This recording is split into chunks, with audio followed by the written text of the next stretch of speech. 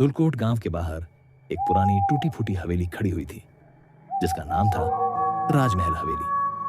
कहते हैं वहां कोई जाता नहीं था और जो भी जाता था वो कभी लौट कर आता नहीं था। शहर से आया एक नौजवान पत्रकार अर्जुन, जिसकी उम्र बस 24 साल ही थी, वो सच जानने की जिद में इस हवेली में आया है। रात के ठीक 12 बजे थे। पूरा गांव सो गया था। अर्जुन अपने हाथ में बस एक टॉर्च, एक कैमरा और ठोस इरादे के साथ हवेली के अंदर जाता है। अर्जुन जैसे ही हवेली के भीतर कदम रखता है, उसे एक ठंडी हवा का झोंका उसके चेहरे पर महसूस हुआ। दीवारों पर झूलते जाले, टूटे दरवाजे और दूर कहीं सीढ़ियों पर गिरती धूल की आवाजें अर्जुन के दिल को जोर जोर से धड़कने पर मजबूर कर देती है। तभी उसे दीवार पर एक पुरानी तस्वीर दिखाई देती है। वह एक परिवार की तस्वीर थी जिसमें मां, पिता और एक छोटी सी लड़की की तस्वीर थी। लड़की की आंखों में अजीब सी चमक दिखाई दे रही थी। अर्जुन ने जब उस तस्वीर को गौर से देखा तो तस्वीर में कुछ लिखा हुआ था। उस तस्वीर में लिखा था, इस हवेली का हर कोना अब मेरा है रूहानी। अर्जुन ये पढ़कर सोचता है, कौन है ये रूहानी?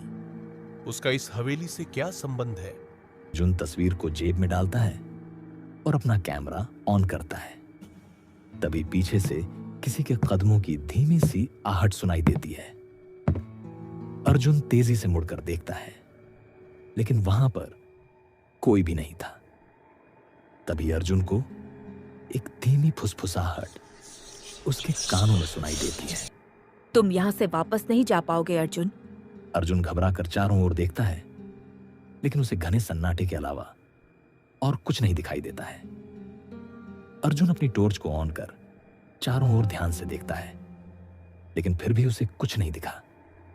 अर्जुन के हाथ में टॉर्च की रोशनी धीरे धीरे कांपने लगती है। हवेली के उस घने अंधेरे में अर्जुन की सांसें तेज हो जाती हैं। तभी एक दरवाजा अपने आप खुल जाता है और अर्जुन जैसे ही उस कमरे में कदम रखता है, दरवाजा खुद ब खुद बंद हो जाता है। तो क्या होगा इस कमरे में?